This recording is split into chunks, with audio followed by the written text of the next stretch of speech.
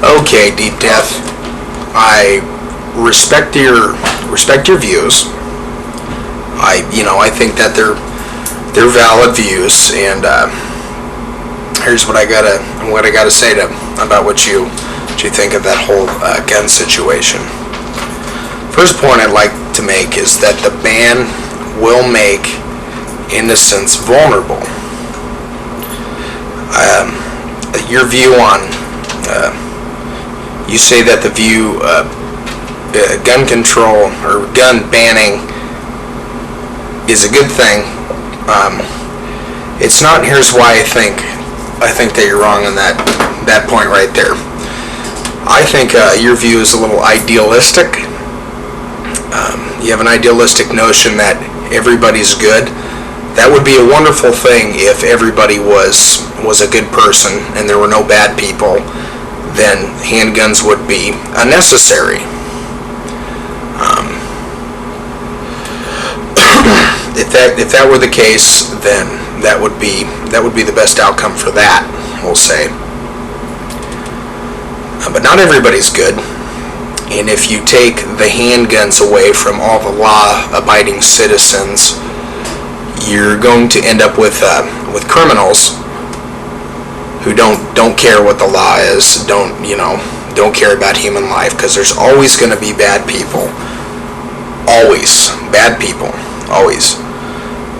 So, and if they have the means to get the guns, which they do, they always will have the means to get guns.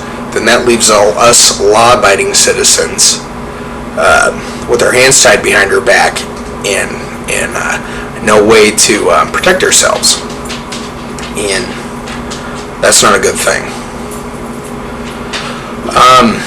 Another issue about handguns, like say, I don't know if you're a family man or you have kids or you have nieces or nephews. Say you're going on a nature hike and you've got your little niece or your little nephew or your son or your daughter with you, and